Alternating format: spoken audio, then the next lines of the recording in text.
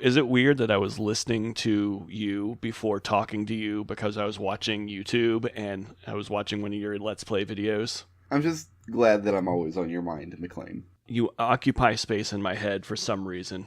No, it's just, I literally just opened up YouTube. I was watching YouTube while I was waiting and just happened to be, oh, next thing to watch is the Eternal Darkness video. Sure, I'll start that while I wait for him.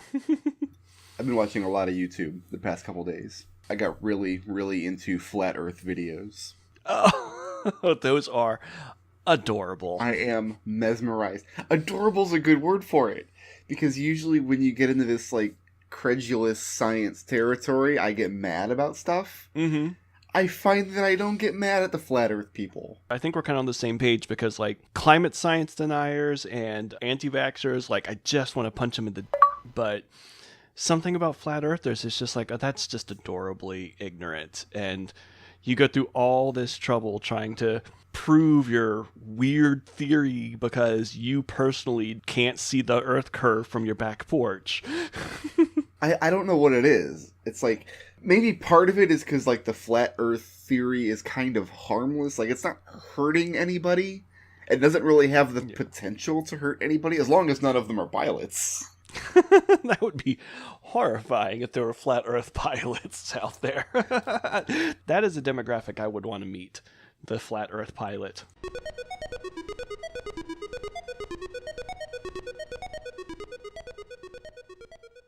I enjoy the ones that they think they're doing a science experiment. One guy put one of those big parking lot gates, right? And he mounted a camera at the front of the gate, and then he mounted one at the edge of it. And he's like, so when I open this gate, the farther camera should be moving faster. And he pulled the gate back and forth and compared the footage. And then he's like, there, flat Earth confirmed. Wow. I'm like, you did it, buddy. That was it. That was the last piece of the puzzle for me. That reminds me of the people who used to do the experiment back in the day, and God bless them because they didn't know any better, but back before we proved that light has a speed, people would do a thing where they would have lanterns and they would try to time the time between turning it on and seeing it. And they would even do it across big distances like mountains, and they were like, it's instant. Light has no speed, it's instant. There was one flat Earth video that made me mad. But it was like, okay, like, it was clear that flat Earth was only part of the man's belief system. Right. But it was his behavior more than anything. Here's what he did. He went into Target, and he's wearing a creationist science t-shirt, and he's like, I'm going to show you guys the junk that the evolutionists are trying to teach children. He finds this adorable little, I guess, like, magic school bus book about space exploration. Like, here's what the solar system is like. And of course, he doesn't believe in any of this. No. So he takes the book, and one by one, he tears the pages out and throws them. Well, for now, he just throws them off screen. And I'm thinking, oh, he's just in the middle of Target destroying their property. Like, he just wants some dude in a red polo to be like, sir, you're going to have to pay for that. Well, here's the part of the video where he kind of brought me back into the fold. Because when he was done, he revealed that he'd been tearing all these pages and placing them in a basket, and then he got the checkout line so he could buy his torn up pages. So he was polite about it, at least. I will say that is the one thing about the whole flat earth thing is, like, on its own, it's harmless, it's kind of adorable. It's, unfortunately, does tend to come bundled with things. There tend to be a lot of, like, Christian science and young earth theory and all that junk that goes along with it. So it's adorable to look at the videos in a vacuum, but there often is other stupidity going along with it. The most commonly agreed upon map for flat Earth belief, and they can't agree on a map, obviously. There's several different factions within the flat Earth community. But the most commonly agreed upon map is with the North Pole at the center, and then Antarctica stretched all around the outside of the map. They say there's an ice wall there that's keeping the oceans in. So the oceans don't just... I guess not space, they don't believe in space, but the oceans don't slosh out into the ether or the etheric medium or whatever they call it. So how much flat earth stuff had you gone into before you created the world for the first Flumph campaign? Because if I remember correctly, it was a disk world with an outer ice ring. Okay. No part of that sentence is true. Am I misremembering completely? The people who lived there, i.e. you players, thought it was a Discworld. But, because you had this center ocean, and the continents arranged around the outside of it, and the further you went away from the ocean, the more... one area had an ice wall, one area had a wall of fire, and one area had just an impenetrable mountain range, a wall of stone. Right. But, if you go back and watch the Baba Yaga videos from the first Flumph campaign, I don't know what episode, somewhere in the Baba Yaga's hub, you guys will find essentially a globe of the world where you have a little livable space, like in this bowl shape on one side of the globe, and then this elemental hellscape spanning most of it, and then another livable space on the other side. Really? And I described one as being the ocean and continents that you recognize, and when you spin it around, you don't recognize the other side. See, that detail, I must have forgotten that in the, 2 years since we played that campaign. So that's really fun. I forgot that it was a case where just the citizens believed it was Discworld. For whatever reason, I've just thought, okay, it's fantasy, we're living on a Discworld today. And I now realize that there is a hole in my flat Earth research to date. I need to find out what the flat Earth community thinks of Terry Pratchett's Discworld. I need to know. Is it like their Bible? Are they fans? Well, they can't think it's true because it's obviously abstract nonsense. It's obviously like contemporary fiction. But flat Earth's nonsense to begin with. I guess my question is, do they regard it fondly? Like, oh, like this guy is making a fictional world in a flat Earth because he knows that's what's up? Or does he like, British limeys making fun of us over here? Like, which way is it? Maybe they think of it as like an allegory. Like, it's a fictional version of what is really there once you've been red-pilled to flat Earth or whatever. I don't think they use the term red pill. I'm sure there are red pill flat earthers, though. There's got to be some crossover there. No, because a pill is like a rounded shape. It has to be like a red tablet. That's the thing. They believe that spheres exist. There is actually a subset of flat earthers, I've learned, that believe that when you look up like Mars and stuff, there are spheres out there. But they still have a geocentric view of the universe where we live on a flat disk that is just surrounded by the sun and everything else that is spherical or whatever it appears to be. I can't even wrap my head around that level of arrogance. I like the flat earth debunking videos just because I like when you take things that are ridiculous but then apply just a smidgen of actual science to it. Now, the debunking videos, I've enjoyed some of the ones I've come across, but there are some of these guys out there that are just a little too mean about it. Like, make a debunking video, that's fine. But I prefer the debunking videos where they're kind of matter-of-fact, they just stick to the evidence. They could be educational. Some of these guys, they'll make a debunking video by taking a flat Earth video and then just cutting themselves, just like looking into the camera and shaking their heads. Well, I mean, that's kind of the lazy, like, way of debunking. That's not even debunking. That's just openly mocking. Yeah, When exactly. you do a response video and your response doesn't have actual meat to it, it's just you going, really? That's exactly it. It's just like, it's fun to make fun of these people. That there's no question there because I'm enjoying making fun of them right now. We've been doing that for about 15 minutes now, so... I'm not going to make a YouTube video called Flat Earth Debunked. That's just you and me laughing at them. No. We'll just do a podcast about it instead. Like I said, I like these sort of fictionalized science. I think I may have mentioned it on the podcast before. There's a YouTube series I really like that's just called Because Science, where he breaks down the science behind pop culture things. Like, based on the way that we see a lightsaber interacting with metal, how hot would it have to be? And if you were to actually wield a lightsaber that was that hot, you would basically spontaneously combust. Like, in order for a lightsaber to be contained heat that can melt steel, as it is shown in the movies, the person holding it would just die. Like, there's no way it wouldn't have enough radiant heat to just vaporize you immediately. The thing that always bugged me about lightsabers... I mean, let me backpedal that a little bit. I'm not actually bothered by lightsabers. This is a work of fiction. Like, I'm not up nights like, oh, they wouldn't work. There's no noise in space. How dare you? Right. No. They turn on a lightsaber, and it's called a lightsaber. Right. It's a sword made out of light. It's essentially a laser. Right. How does it know when to end? How, when you turn off your lightsaber, does it not just dissipate off into space and... Well, okay, first of all, one thing you should know is George Lucas is a terrible writer. And I don't know. Well, okay. I don't know that I'd agree there. He's a very on-the-nose writer. He made effectively a laser sword. He called it a lightsaber. He had, a guy who was going to be flying around a lot, so he called him Skywalker. There's a lot of examples of his naming being very on-the-nose. But if you get into, like, the real... And trust me, because I've watched these videos, it's supposed to be a plasma sword. It's supposed to be, it's fiction, so who cares? You can space magic. But effectively it uses some sort of crystal power source that can create a concentrated plasma that has both physical, because they hit each other and, they have a physical form, but it also is created like a laser beam. Does that make sense at all? Like, I know that's not technically how plasma works, but that's the fiction behind it. It's actually a thing that is coming up, a big shaft of plasma. So let me explain what's happened here. I've gone too far. George Lucas, who you maintain is not a good writer, wrote a story about a magic light sword that he called literally a light sword. And that wasn't good enough for some people, because some people said that doesn't make sense. By some people, I mean the actual novels and stuff that have been written in quote-unquote official in-universe.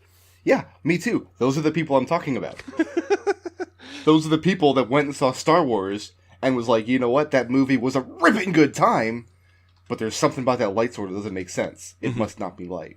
I have to go write a novel about how it's not technically a light sword.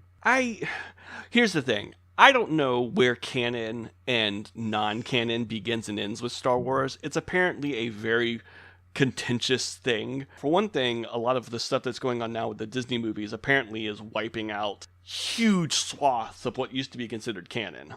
Oh, this is not as nebulous a thing as you think, because it used to be, like, all of the books published in the extended universe were canon. And all of Star Wars fans were able to agree that these books were all canon. And then Disney bought Star Wars. They're like, nope, not no more.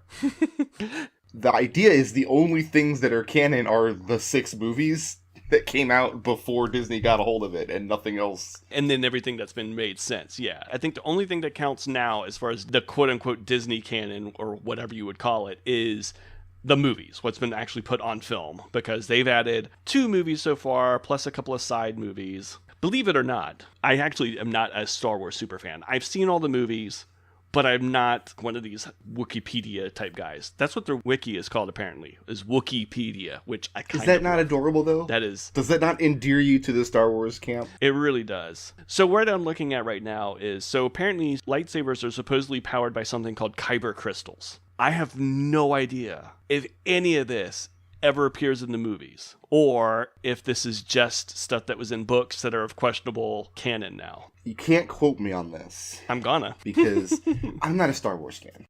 I believe that the what did you call them? The kyber crystals? Kyber crystals. Kyber, like Kyber? That's exactly what it is. That is such a George Lucas word. Yes. I don't think they're ever mentioned by name in the films, but I think they're heavily implied, because in the original trilogy, all the lightsabers were either red or green. Right. The good guys had green lightsabers, the bad guys had red lightsabers. Correct. And it's probably as far as they thought about the concept up to that point. Just like green for good guys, red for bad guys, we got this. Samuel L. Jackson gets cast as the Jedi Master Mace Windu and said, I want a purple lightsaber. Yep. Okay. Well, now that implies that lightsabers are kind of made to order by each individual Jedi, and that got expanded upon in the extended universe, that part of your Jedi training is you go out and find this crystal or whatever and bring it back to the holy Jedi blacksmith monks, who then forge your light plasma out of the crystal, or however it works. So I think Mace Windu's crazy purple lightsaber implies that, yes, these crystals are part of the canon, and Mace Windu is the only man who ever went and got a purple one. Okay, I'm going to read you a paragraph now. Please do. In the middle of this wiki page. Kyber crystals were inherently attuned to the light side of the Force and resisted any effort by dark-sided practitioners to use them in lightsabers. To this end, a Sith or Darksider could use a Kyber crystal only by using the Force to dominate the crystal, bending it to their will. This process caused the crystal to, quote-unquote, bleed as if it were a living organism, resulting in the distinctive crimson-bladed lightsaber synonymous with the Sith. So, extrapolate that, apparently your force or whatever has an effect on your lightsaber, which is why you typically have one color for good guys and then the red color for bad guys, which tells me that Mace Windu is just so badass. He just made his blade purple through the sheer force of Sam Jackson. So, okay, Obi-Wan Kenobi and Qui-Gon Jinn, they have green lightsabers because they're good. Okay. And then Darth Maul and Darth Vader, they have red ones because they're evil. And Mace Windu has a purple one because he's a sex machine to all the chicks. Is that what Wikipedia... You're damn right. I have to even question the canon value of that, though, because... I haven't seen the newest Star Wars movie. My wife has seen it 40 times, but isn't it implied in the newest Star Wars movie that the light side and dark side dichotomy aren't even real? Like, there aren't really Jedi or Sith, like, these are just religions that kind of sprung up around the Force? There's definitely a blurring of it in the new ones. The idea is the reason that Luke has kind of a falling out with the Jedi Order. A lot of people bitch about the way Luke is portrayed. Did you even see the last movie? No. Well, okay. I haven't seen it, but I have lived in a house where it has been played many times. Right. So Luke has a traumatic experience and goes off and basically becomes...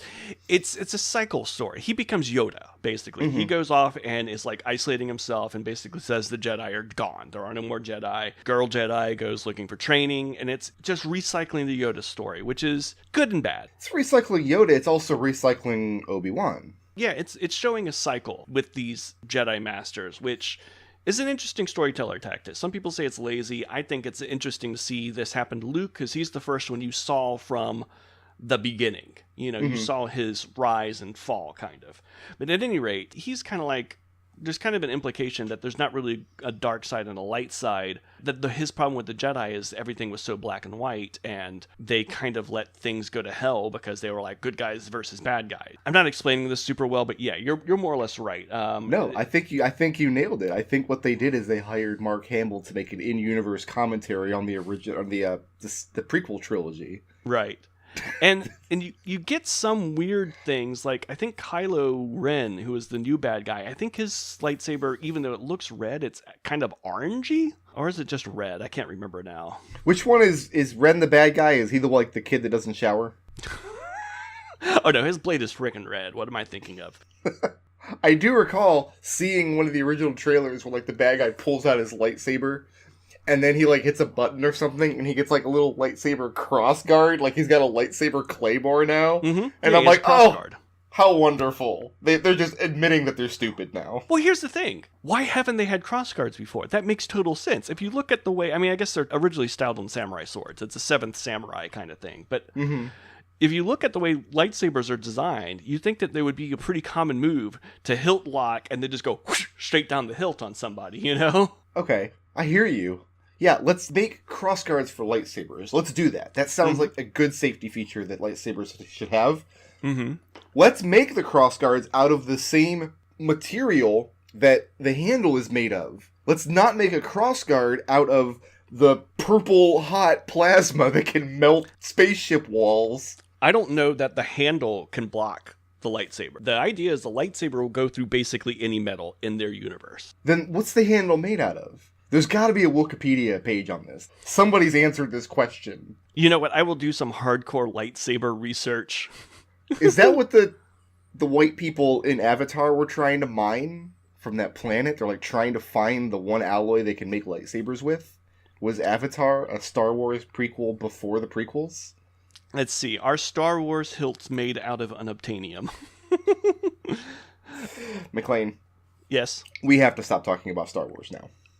Are you just going to edit all of this out? We've just lost 20 minutes of podcast. We have to be done with Star Wars. We have to start over. Okay. Just play the intro music again. I'm going to send you something maybe as stupid, but it amused me. Here you go. This $1,100 Idris Elba doll looks nothing like Idris Elba, according to the internet. Scroll down and look at this doll. Okay. Now, the first question I have for you is, who is Idris Elba? Oh, you poor man. Idris Elba is Time's sexiest man of the year. But more importantly, he was a very big star on the show The Wire. He was Stringer Bell Okay. I mean, I'll tell you what. If I had to pick, the world's sexiest man, Stringer Bell would be on the lists. Suffice it to say, this doesn't look like Idris Elba. For one thing, this is a bald black man, and as far as I know, Idris Elba has never gone completely shaved head. He's always had hair in everything I've ever seen him in. People have pointed out that this kind of looks like it's supposed to be a Montel Williams doll. Montel Williams is the baldest man I've ever seen. I mean, he's pretty bald. There is a little, probably unintentional racism at play here that I myself am guilty of, because if you take a black man with very short, cropped hair like this, when your hair gets below a certain threshold, I'm just like, you're just bald. If I were to meet somebody and their hair was as short as Idris Elba's is in this photograph here, I would walk away from that meeting, and 3 days later, I would remember him as being bald. But scroll down a little bit, because if you look at older, wiser Idris Elba, he has way more hair than he does in the... Oh, man. He's got that salt and pepper, like, Morgan Freeman beard. Yeah. He's a good-looking man. Like, he is. He's a very good-looking man. He doesn't look a goddamn thing like this doll. That doll is an abomination. And what I want to know is, why in hell is it $1,100? Well, it's $1,100 for the same reason a tie-dye beanbag elephant was $1,100. Somebody's willing to pay for it? Somebody's willing to pay for it. You know who this doll looks like? I don't know the actor's name. I'm sure he has a name. Probably. For that one Old Spice commercial, the man your man could smell like. That guy has hair too, though, I'm afraid to tell you. See, and that's the thing. When I think about that video, I remember him as being bald. When your hair gets below a certain threshold. By that logic, I'm bald to you, because my hair is cropped very short. Though, I don't know... God, have I seen you in person since I started cutting my hair this short, or did I still have, like, crazy spikety hair? I do recall some of the spikety hair, but there was also a considerable amount of balding. Well, I mean, it's like you hadn't committed one way or the other. Well, I've been buzzing my head for the last several years now, so you would look at me and say, that man is bald. Yeah, most certainly. Which is fine. I haven't had the guts yet to do the razor blade bald. I've been sticking to just the buzz cut so far. I think I need to lose a little bit more hair before I'll commit to intentionally taking my hair all the way down. You know what's stunning about this doll is, because even if it wasn't supposed to represent like an actual person, like even if this was just supposed to be like a character that they concocted, the face is very Uncanny Valley. Yeah. And he does look to be plasticky bald. Like, this came out of a mold bald. But look at the loving detail on his pants. On the folds in the denim and the texture of it. Like, you can see, like, the pleats. Somebody put way more work into those pants than they ever did on his head. The outfit that this guy is wearing has to be based on an actual outfit somebody has worn. I just don't know if that was ever Idris Elba. You would think that would be included in this story if there was any pictures of him dressed up like that, but I do not see it. I have to see now if they've made an Idris Elba Funko Pop. Ooh, that's a good question. Oh, you're going to be mad at me. Why? I don't see any Idris Elba Funko Pops, but the first thing that popped up, I'm like, oh, there's a Wesley Snipes one, and I clicked it, and apparently it's a character from The Dark Tower. That's Idris Elba in The Dark Tower. Oh, is it? So I did get it. Okay, good. Yeah. Well, the thing about Funko Pop is it's such broad figures. I mean, it's basically black guy with a goatee. Like, that's all you get out of that. All black Funko Pops look the same to us. All Funko Pop looks the same.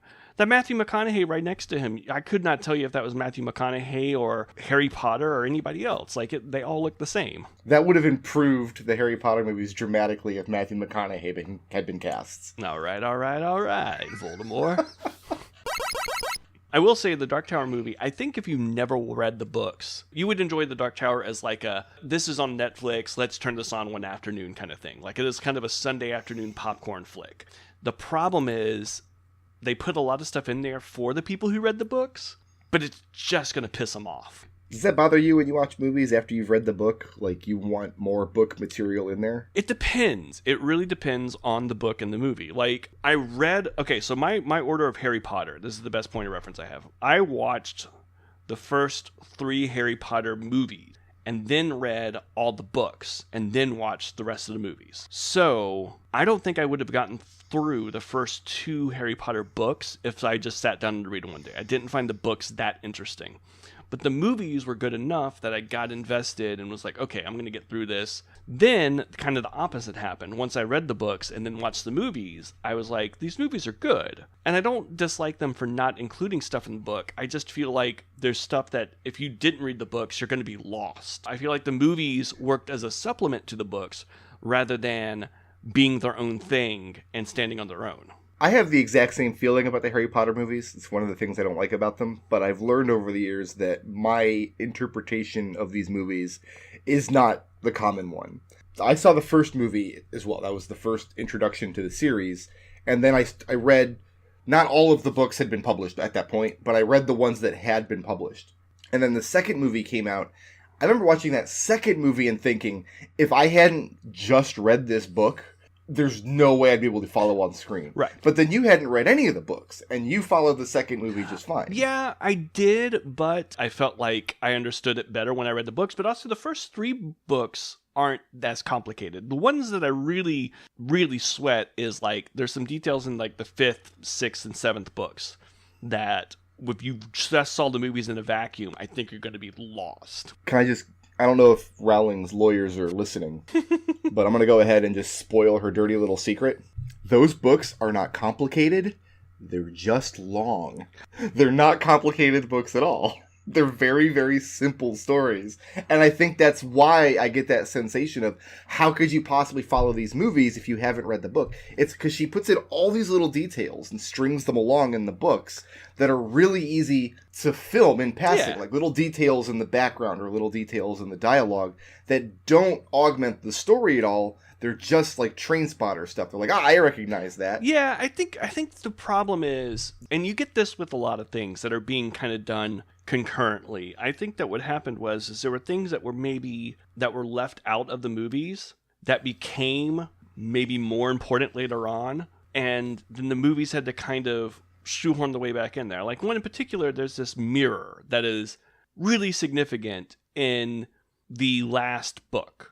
And Harry gets it in like the 5th book, I think. But the movie just omitted. They were like, we don't need this mirror. Why do we have this mirror? This isn't one of those unimportant background details. And then it becomes important later on. So the movie just had to kind of randomly have him have a mirror in the last movie. See, that seems like the kind of detail they should have not filmed that. When they got meant to make the last movie, they should have just been like, okay, we've established Harry doesn't have a mirror, so let's just not have a mirror. Why do we need a mirror? Without getting into the weeds, it would have been tricky to do that. But yeah, exactly. The fact that they just gave him a mirror randomly without explaining it, without having it, even do like a little retcon flashback scene. Like, oh, this thing happened. We didn't show it to you at the time. No, definitely don't do that. No. Veto that idea. Don't put a flashback in a movie that's already 3 hours long. Please. I don't know. Well, like, okay, as somebody who's maybe read the books before you saw the movie, you're thinking, if you don't have the mirror, the story doesn't work. But, like, what's the worst thing that could happen if you take this mirror out of the story? If you take the mirror out of the story, you have to figure out a different way to make him do certain things. This is a magic mirror. He literally sees something in the mirror that spurs part of the action. Now, obviously, it's magic. He could do it with whatever. You could have him see some other mirror. You could see the mirror in a house. You could get a message by owl. I don't know. I mean, if it was a Will Smith movie, there'd just be a news story playing in the background. That gives him the relevant information that he needs for the next scene. Let's be honest. That happens a lot in Harry Potter anyhow. They get it through magic newspapers all the time. But this is what bugs me about book-to-movie adaptations. It's not, oh, they left that thing out, grr, I'm mad. It's, there's so much they should have left out. There's so many just details and subplots that just don't work in the film that they could have just smoothed all this over and made a wonderful 100-minute movie if they weren't bogged down with all this minutia. I think my problem is like I said, because they were making the Harry Potter movies at the same time as she was finishing up the series, I think that there were things that the movies left in that they could have left out, and there were things that they left out that they probably should have put in. And I think that's a problem you have when you're working with a living work like that. You see the same thing with Scott Pilgrim, and this isn't necessarily a problem, because I think it actually worked out fine in this case. But Scott Pilgrim, the first, I think, 3 books were out. They started working on the movie. The movie was finished, like shot, before he put out the last book. So he decided, and this is actually kind of neat, he decided to take the movie ending and decided to really mess with it in book form. So the book ending is pretty different from the movie ending. That's kind of the inverse of what's happened with Game of Thrones. George R.R. Martin gave HBO a plot outline. Like, this is how the story's going to end. I'm going to write the rest of these books. Then he didn't write the rest of the books. So HBO got to the point where they ran out of books, and all they have is just this vague plot summary on how things are supposed to shake out. So they just kind of started writing their own material using this vague outline as their North Star. The series True Blood kind of did the same thing. I don't remember if the book series was complete or not when True Blood started up, but they made a very deliberate choice to deviate almost immediately from the books. So what you end up with is you hit a lot of the same kind of story beats, but you'll end up with, like, this character may be alive and more important. Well, Walking Dead kind of does the same thing. Walking Dead does not follow the books exactly. It takes kind of the framework and makes tweaks for this works better maybe in television, this works better with this actor. Like Daryl was invented, I think, just to be a side character on The Walking Dead, and he turned out to be so great that they were like, he's going to be a major part of it. And, like, I don't think he even existed in the comic books. Real talk? Yeah. Norman Reedus, he's another candidate for sexiest man alive in my book. If I'm making the lists, I need to see him more with a shower. All that I've seen him in is no. Walking Dead. If he takes a shower, he washes off all the sexy. I'm tempted, now that Walking Dead is wrapping up, to just mainline it on Netflix. Because my problem with Walking Dead was I hated watching it week to week. I don't find that enjoyable. It's not a very fun show. But I kind of want to see... I got spoiled on, like, the happenings right now, and it's just stupid. How much do you care about what's going on with Walking Dead right now? Oh, no, you can spoil Walking Dead. I stopped watching... Okay. Anyone who cares about Walking Dead, I hope, has watched it. If not, skip ahead 5 minutes. So they had this whole thing where they're like, this could be Rick's final episode. And you think, oh, well, then Rick's going to die. That's just the way things work in this show. And in the show, he apparently makes some sort of seemingly heroic sacrifice where he's on a bridge and blows himself up. So there's like this scene where like this woman's standing on the side of this rushing water and all these zombies just got blown to hell and they're rushing by. And I have no idea who this woman is because I haven't watched the show in like 2 seasons. And she sees like Rick's body on the side of the thing and runs over to him and like, he's apparently still breathing. And we're like, wait, what? And so she makes a call on a walkie-talkie. A helicopter shows up and just takes Rick away. And that's apparently how Rick exits the show. I'm sorry. Did you say a helicopter shows up? Yeah, I know. We've talked about the whole fuel issue. I know. Trust me. I know. So anyways, apparently Rick is just gone, never to be seen again. Which makes no sense because when you think about everything Rick went through to get where he was, killing his best friend, you know, his whole thing with his wife, sacrificing to get to his child, and all the crap he had gone through. There's no way you could take him somewhere in a helicopter and keep him there away from his daughter. Wow. I've been playing a lot of The Return of the Obra Dinn, and this is a game where you have to identify how people died. You have a list of all the people, who they are, and they're numbered, and then you have an empty box to fill in, like, what happened to them, what's their fate. I'm thinking of, like, the Walking Dead version of that manifest, where you just list all the characters and fill in their fate. And it's like, oh, eaten by zombies, eaten by zombies, eaten by zombies, eaten by zombies, eaten by zombies, kidnapped by helicopter, eaten by zombies, eaten by zombies. Well, except you'd have to amend it because after the 3rd season, no one actually gets eaten by zombies anymore. People get, like, shot by the governor, hit in the head by the baseball bat by what's-his-nut, abandoned in a field, probably to be eaten by zombies. Like, the whole man is really the monster thing really takes hold in The Walking Dead, and that's when I stopped watching it. I'm going to peel back my brain for a minute and let you just peek at the horrible inner workings, because I didn't know that he got kidnapped by a helicopter. That's dumb. I did know that they were going to kill off his character. I had read somewhere that, like, he's leaving the show, and my first thought was, oh, did he get caught sexually harassing somebody? Is that what happened? Oh, no. That was my first immediate thought. Like, did Andrew Lincoln get caught? Is he the next one? Oh, not as far as I know. I haven't watched the new season of House of Cards yet. I intend to because I love that show. But that's what happened is Kevin Spacey got caught and they just killed off his character. And it doesn't have to be sexual in nature. If you're a racist, they'll kill off your character like they did to Roseanne. And they'll just keep filming more episodes of Roseanne, even though now she's dead in universe. Yeah, I haven't watched any of it yet, but I don't know if that works or not. I read some reviews that said that it works, but like the idea of having The Walking Dead without it being Rick's story, because it was always Rick's story, is kind of weird to me. And so I'm not really sure what the focal point is going to be after that. If there is a focal point, maybe does the show just limp along for another half season and then end? Or you're implying it hasn't been limping for many seasons. Trust me. I mean, point. It's a little on the nose to use a zombie metaphor, but that show has been shuffling along, moaning for at least the past 5 seasons, as far as I'm concerned. McClain, we have to be done talking about The Walking Dead now. You're just gonna put a stamp on all of our topics tonight. This is what happens when I don't come with material. I'm just gonna rant about something until you stop me. I have one note, which is Pony Island. Oh, I have been dying to talk about Pony Island. It was not my intention to recommend that you play Pony Island. It was just, it came up in discussion and it happened to be $1.50. Yeah, I mean, for $1.50, I will try just about anything. Go ahead and describe to me your experience. So, put it this way. I do not regret playing Pony Island. I think it was a perfectly cromulent game. I thought it was fun. I thought it was exactly what you expect to get for $2 on sale. It's 3 hours. It's an interesting game. My thing about Pony Island is, and okay, full spoiler alert. If you hear at all about Pony Island, pause the podcast right now. Go pay $1.50 or whatever it is on Steam at this moment. Play it. Come back in an hour or two. Okay. So Pony Island it's a metatextual game. It is a game within a game. You get your loading screen and you hit the start button, and then it puts you at another loading screen where you can very clearly tell you a figure standing at like a console of some sort. And the style changes to like, Commodore 64 almost. And immediately you're hit with like an error. And so it takes you into this like hacking mini game where you have to go hack your way into the start menu. So then you play the first level, which is like a pony hopping over steeples, like a really simple pony hopping over steeples, and that's fine or whatever.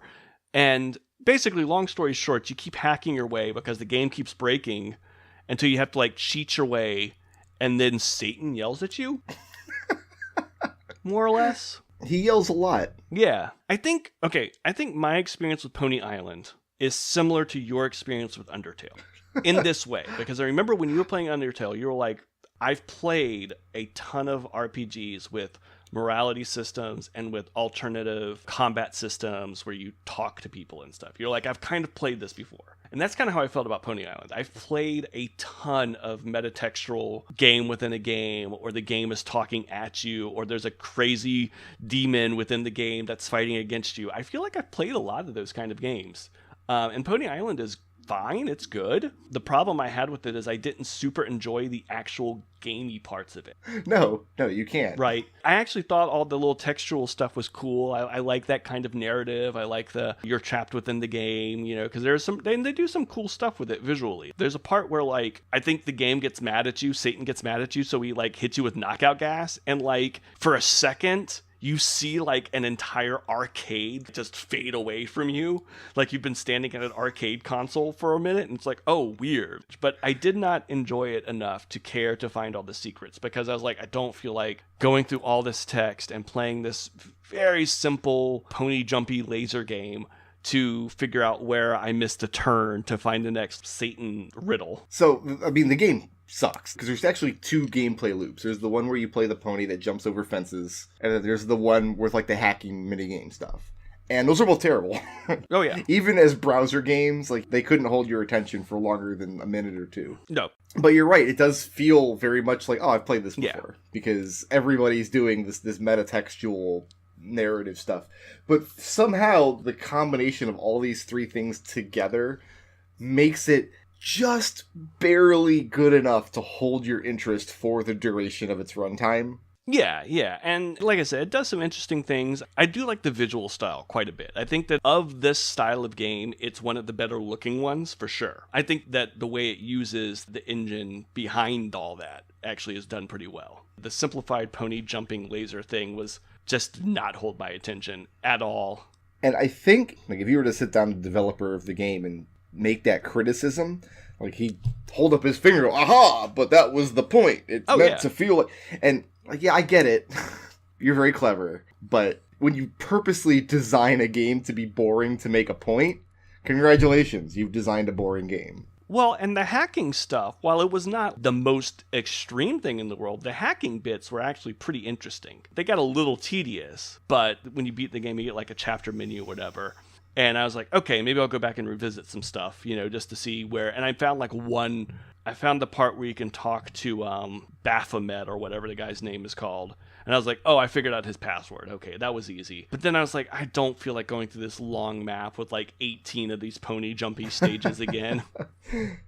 You mentioned the graphical style of Pony Island, and I think that's one of the most well-realized parts of the game, because if you look at the graphics for the game, like just the design of the pony jumping fences, it looks like the kind of thing Satan would design, thinking it's cute and will appeal to people. Because part of the game, you go in and you find like some of his earlier designs for Pony Island, and one of them's literally just Pony Island, but you play like a devil. And it's like, clearly in version 1.0, the devil didn't go over well with the focus testing groups. So he had to make the adorable pony, which of course looks freakish and horrifying because Satan designed it. One of my favorite things about the game, and I will give a major credit on this, is when you very first start playing the game, the way the thing works is it's mouse controlled. So you just hold left mouse as your jump button. And you learn in a hurry that if you move the mouse, it moves the pony's head, which later on will be your laser. But at very first when you start playing the game, I started moving the mouse around, and I was like, oh, that's cute. The pony looks up and down. So the first thing I tried to do is do like a 360, and the pony does this like horrific, its head like inverts in on itself, and I was like, okay, that's really freaking unnerving. You're absolutely right. That's exactly the first thing I did too when I got that mouse, and wow. Yeah, so that was definitely, I'm looking at more like this, and a couple of these are free to play, so I may have to go down the Pony Island rabbit hole. But there's definitely a lot of, I can't even begin to guess how many of these are just terrible. Most of these kind of metatextual games are terrible. Pony Island's not terrible. It's playable and it's charming enough, and that's really all it needs to be. But even before you get to the point where you're breaking the pony's neck with your mouse, the first screen you see, it says like, okay, this is a mouse-based game. You might need your keyboard sometimes, but it'll be obvious when you do. Right. That's not the game trying to trick you. That's him telling you, this is how you control the game. This is your interface. Right. Too many games in this genre would use that to like try to trick you. Yeah, I could see that. I think I did at one point pick up my controller just to see if it worked. I think the controller actually works just fine as your mouse control. But yeah, you're right. There would be, they would say like, this is a mouse game. You'll use your keyboard and it'll be obvious. And then like, no, you're supposed to type stuff in at a certain time when like there's no indication of it or something. Exactly. Like if you had to type in a word on like the RPG map section of the game, like, aha, Satan lied to you on the first screen of the game. Yeah. You shouldn't listen to him. Like, come on. I believe that message pops up in the main menu. It doesn't pop up within the game. So that actually works because that is the layer of the game that is like very specifically the game. That's exactly what sets Pony Island apart from other games in the genre, is the developer knows where that line is and was smart not to blur it. Because it would be so easy to blur it, and people would think, oh, that's clever and smart. No, it's not. That's just the developer lying to you about how his game is played. That's all that was.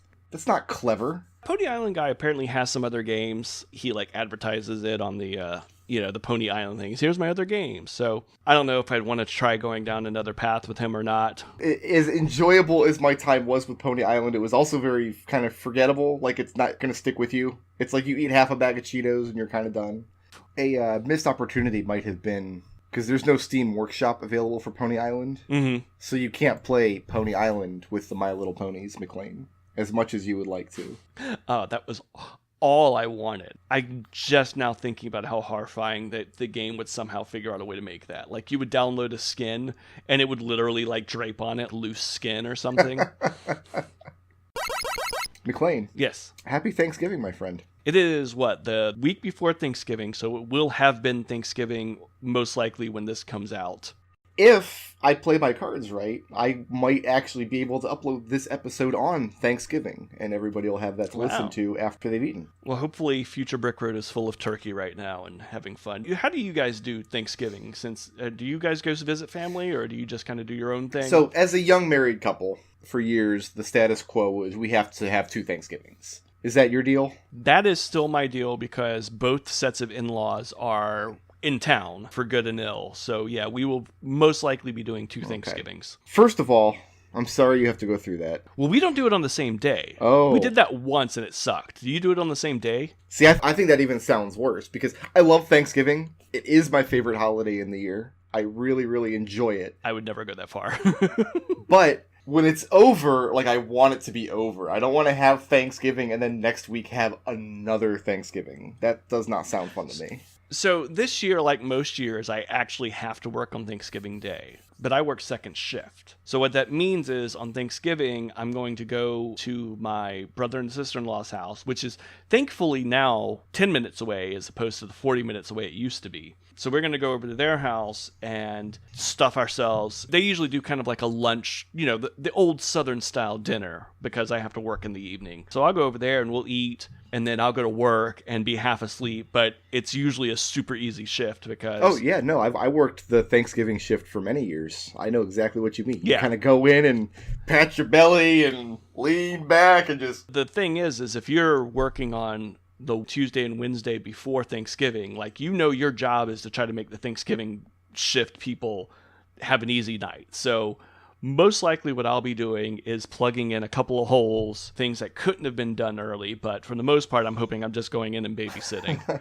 But because of that, it's logistically impossible to do 2 Thanksgivings. So what I'll probably do is either the Wednesday before or the Friday after, we'll be going to my in-laws' place for Thanksgiving part 2.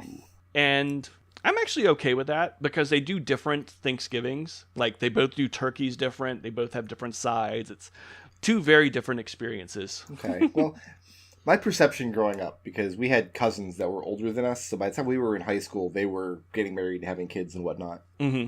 And my perception growing up was that, like, a newly married couple has to have 2 Thanksgivings. Mm-hmm. You have, like, a primary Thanksgiving, and then you have to make an appearance at the other person's parents' houses for a secondary Thanksgiving. And if you can't decide who's the primary and who's the secondary, you have to come to a compromise and kind of like switch off from year to year.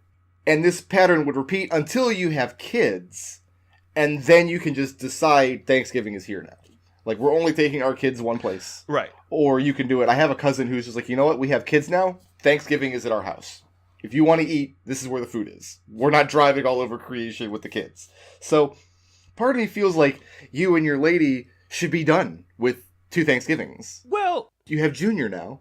You should be able to just say, this is where Junior's eating Thanksgiving. we almost always would have Thanksgiving on Thanksgiving with my family because my family is just larger. Yeah. It's easier to say we're having Thanksgiving at one place because we have to get my parents, my brother and sister-in-law, we have to get all these people together. Whereas with my wife's family, they all essentially live under one roof still. So we just go over there and her mom is gracious enough to basically say, just tell us when we're having Thanksgiving. It's fine. We'll do it whenever. But that compromise basically means, though, she expects us to come over at some point for Thanksgiving. It has been as much as a week before or after before. But she expects us to, and, you know, God bless her. My wife's mom does a lot for us. She's the younger grandmother. She comes over almost every week and spends the night and gives us a night, you know, where we get a little bit of a reprieve from childcare. Because she wants to spend time with her only grandchild. My parents have, 6 grandkids now? Like... So yours is not special. Yours is like just one face on the pile. Mine is like very much the middle grandchild. You don't want to be the middle grandchild. No. My brother and I, we were the youngest. Out of 12 or 13, I'd have to sit down and count them, but out of all the grandchildren, my brother and I were the youngest, so we were the favorites. Wow. My grandmother only had 4 grandkids, which is funny because she had 4 kids and then somehow, just because of the way things shook out, only had 4 grandkids. Basically, me and 2 of my cousins were born within a year. So we were all effectively the same age. And then we had 1 younger cousin. There wasn't a lot of competition there, you know. There wasn't a lot of spread. And in fact, we all get called by each other's names, you know, by my grandmother, and have forever. This isn't a senility thing. This is just... all of us are almost the same age and look similar enough that she just calls us all by the wrong name constantly. And now that I have a child and I've called him by the dog's name and vice versa, I have a lot more sympathy for my grandmother. You've done that on purpose, though, right? Like, that's not just a mistake you make? I mean, it goes both ways. My dog will start doing something, and for whatever reason, I'm thinking about my child doing something similarly irritating, and I'll yell at my dog using my child's name. And I've done the same thing to my child using the dog's name. And sometimes it'll be just as simple as like I'm looking at my kid, and then I hear the dog in the background, and I'll say, just a second, my child's name. Our situation, we bought the house, Peanut's father kind of sarcastically was like, okay, well, now you have your own house. Which holiday are you taking? And then without hesitation or without thinking about it, she immediately says Thanksgiving. So now everybody comes here, both of the families. That's the deal. If you want to eat, this is where the food's going to be. We're not driving all over the county anymore. We were given the option by the man himself to take Thanksgiving, and we took it. It's ours now. Right. My brother, I think, enjoys doing the turkey. He's got a nice smoker. He does a really good job with the turkey, and I'm just kind of willing to let him take it as long as he wants to take it. That's kind of my feeling. Michelle's mom definitely was saying something like, oh, you guys are going to host Thanksgiving this year. And I kind of was like, I'm probably going to be working, which I am. She just had this expectation that you guys were hosting, because you guys just moved into a new house a year or two ago, didn't you? Actually, just April. Not even a year yet. Not quite a year yet. Okay. Yeah. Like, we still have, like, half our stuff is still in boxes. Oh, you got to get on that. You have to. You have to. I know.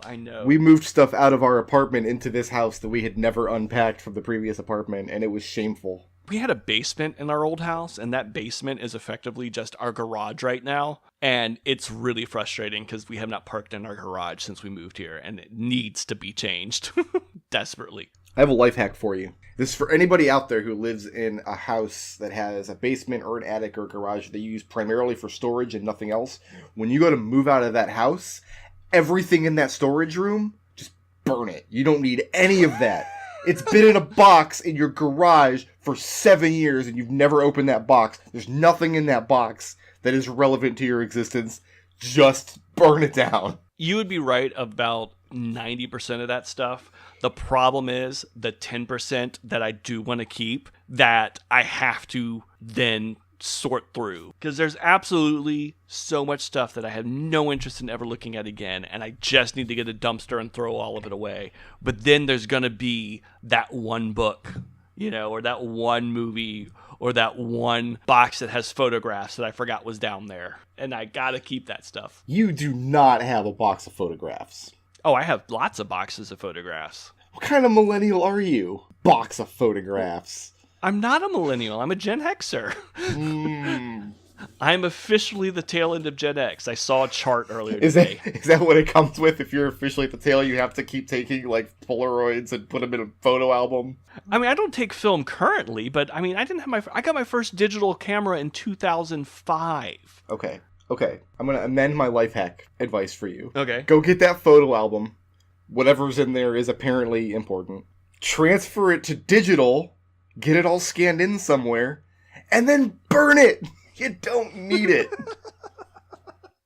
I have, no lie, a very sizable box that is just full of stuff me and my friends used to write. Copies of false start screenplays, comics he used to draw. I have archives of written material that I refuse to get rid of. I just absolutely refuse. It's all terrible. It's stuff I wrote in my teens and 20s, but I just, once a year or two, I'll pull it out and read some of it and giggle and put it back. What do we have to do to get a live reading of some of this material on the podcast? I mean, I already read a poem on one podcast. That's right. Did that make the cut? I do recall. That was really good. Yeah, that's probably one of the few things in there that I remember. Well, a lot of it's screenplay material, which does not translate too well to live reading. We could do a dramatic reading. You could find one that has 2 characters. Find some scenes. Yeah, for a hot minute, I thought I was going to be a screenwriter. That friend, though, to his credit, has made money as a screenwriter. He is a professional writer and has done some of it as a screenwriter. So I take partial credit for that, because at one point I was his co-writer. And I'm sure that feels very fair to you. Like, yeah, all right. Part of his mild success was all me, baby. Oh, I mean, it's not like he's like accepting Academy Awards or anything. I mean, God, I wish him as much success as possible. But is that how you feel about me now, McClain, now that you're a big shot podcaster? Yeah, no, I helped Brickroad get to where he is. I have not found a coattail I would not ride. So Thanksgiving's not your favorite holiday. What is your favorite? What's the best? What's your favorite? I mean, it's got to be Christmas. Yeah. And it's not just getting stuff. It's just Christmas is always... My parents do Christmas big, and they always have. I remember, I think when me and my brother turned 18, my mom, my stepmom said something like, you guys are adults now. We're going to start toning back Christmas. And we're like, okay. Wait, you said okay? Well, I mean, whatever, I don't control the pocketbook. I'm like, whatever you want to give me is fine. My family's the same way. We do Christmas real big. I've met people who say we do Christmas big, and then they saw how my family does it, and they're like, okay, not like that, though. I mean, the last Christmas we went to, my sister's family wasn't even there, but there were 3 grandkids, and then, the 2 sets of kids, and then all the stuff for them. I mean, there was a ton of people in this house, and you couldn't get to the tree. The pile of presents was absolutely ridiculous. And it's wonderful to see them, and you could tell it makes them happy to give all this stuff to the grandkids now, too. And yeah, it's my favorite holiday, easily, is Christmas. We had the same kind of moment, my brother and I, when we were all grown. I remember one year, my mother was like, hey, you guys are grown up now? We're going to scale back Christmas a little bit. And I think we're not going to do the big Christmas breakfast this year. We're like, yeah, we are. What are you talking about? We're not scaling anything back. This is in the contract. We get this. That's in the mom contract. So what we started doing was my sister-in-law was pregnant 2 years ago. She was due on the 26th or something crazy like that. And we were like, okay, if we do Christmas on Christmas, she's just going to have a baby on Christmas. Like, that's just going to be how it is. So we decided as a family, we're like, we're going to celebrate Christmas. I think it was 2 weeks early with that side of the family. Then we went to my in-laws on Christmas Eve. So Christmas Day was just me, my wife, and my kid. And it was so lovely. It was the first time in I don't even know how long. Well, it was the first time ever, really, effectively, that I had such a small but just peaceful Christmas. And the next year, last year, we were talking and we were like, okay, what do we do for Christmas? And everyone agreed that early Christmas was the best. Let's just keep doing that. Your family, if I have this straight, your family just does not have any respect for the calendar whatsoever. You guys can just celebrate whatever holiday whenever you want, and nobody can tell you otherwise. I mean, it's really just about when you can get the family together. It has nothing to do with the calendar. For one thing, we're not Christian. Me and this side of the family, me and my parents, we're not like Christian. We're not really celebrating Christmas. We're just celebrating the winter day that we get together as a family. We are celebrating the Yule. Hey, solstice is here, all right. Yeah, seriously. I am the exact opposite of that. Like I said, when Thanksgiving is over, it's my favorite day of the year. But when it's over, I'm done with it. Like, I don't want it again. Until I remember one year, my brother's wife was on tour during Christmas. She wasn't able to be there for Christmas. So we just decided, okay, like first week of January when she gets back, we'll have like a second Christmas where we'll just do the gifts, some gift exchange stuff. And we all tried so hard. Everybody came together and did the second Christmas, and we had a nice dinner and we had some gifts to give out. But it wasn't Christmas, and it could never be. Yeah, I don't know. We don't care. You'll have to remind me at Christmas time to take a photo of our obscene Christmas that we do. I'll have to see if I can do this while I'm talking, if I can find one from last year from what we did. No, you have to go down to the basement and get it out of your giant box. No, come on. I have digital photos now. I have a gajillion digital photos. Oh my God. My digital photos are just insane right now. And mostly unorganized is the problem. You know what I did last week, McClain? Did you organize your digital photos? I did. Here's how I organized them, okay? I plugged my phone in and used my computer to navigate to the directory where all the photos were, and I highlighted them, and I just hit delete, and they all went away. And now they are perfectly organized. You don't keep your old photos? I have 0 photos. I don't have any photos at all. Ever. You don't have a child, for one thing. If I did, I would have 0 pictures of that kid. On your phone or just in general? In general. I don't take photos of anything. Wow. We have pictures hanging up in our house that my wife put there from our wedding and our various family members. But no, I know what my people look like, and I don't need to carry pictures of them around with me. You say that, but I bet you, if you guys have kids, Peanut is going to be like, now we have to have albums. My wife found through these websites and stuff, you can get these like photo books made. So what she does is every year, throughout the year, she puts photos in a folder. And then at the end of the year, she goes through and she calls them down, I don't know, 100 or something. And then she goes online and she orders a photo book and gets them printed out and bound. And then that is the photo book. It sounds like she's very disciplined. Mm-hmm. But that's a dangerous game to be playing, my friend. Why is that? Because let me explain how Christmas got ruined in my family. When my brother and I were very young, we had Christmas with our aunts and uncles and our cousins, and it was fun. And we opened presents, and we played games, and we sang songs, and we listened to the Beatles, and we ate Italian food. And that was Christmas. Mm-hmm. Fast forward a decade or so. My brother and I are in high school now. The cousins, some of them have children of the age we were back when Christmas was fun. And these children, McClain, were not able to enjoy Christmas. Because every 2 seconds, somebody in the room with a digital camera, look over here, take a picture, every 2 seconds. And so by the end of Christmas, there would be 9 trillion photos of these children, and they didn't get to enjoy Christmas. They didn't get to enjoy their Italian food.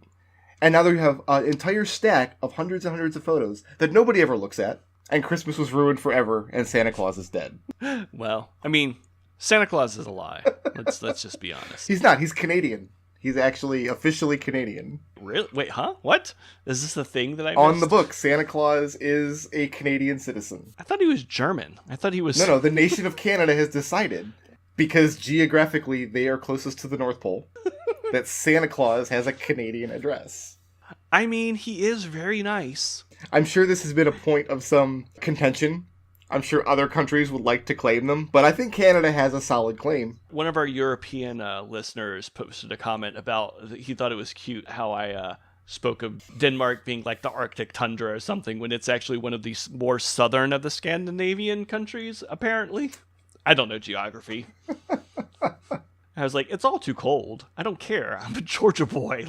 Do you understand that, like, okay, I talk about Canada as if it's the Arctic wasteland? But look, I know that they have summers in Canada. I don't care. Saying that Denmark is the most temperate of the Scandinavian countries is kind of like saying that Kelber crystals is the most reasonable explanation for lightsabers. There is no reasonable explanation for lightsabers. And there is no temperate Scandinavian country. They are all Arctic wastelands. We're in agreement about this. We're the ones with the microphone. So we have the power. You can't stop us.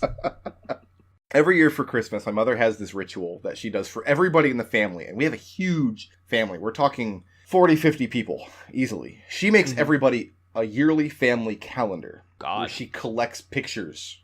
Like, she spends the whole year just on Facebook. Like, everybody send me pictures. So the end of the year, she has the big... It used to be she got them in the mail. She had them in a big box and would go through them. Mm-hmm. Now, of course, she gets them all digitally. But it's her yearly project. And she's always fretting about it towards the end of the year. She's like, oh, I got to get the calendar done. I got to get the calendar done. And it's funny because some years, she'll call me up last minute and be like, I'm doing the calendar. I have no pictures of you. Nobody took a single picture of you through the entire year. What do I do? It doesn't matter. It's fine. I'm the Phantom at the Opera. It's okay. Nobody needs a picture of me.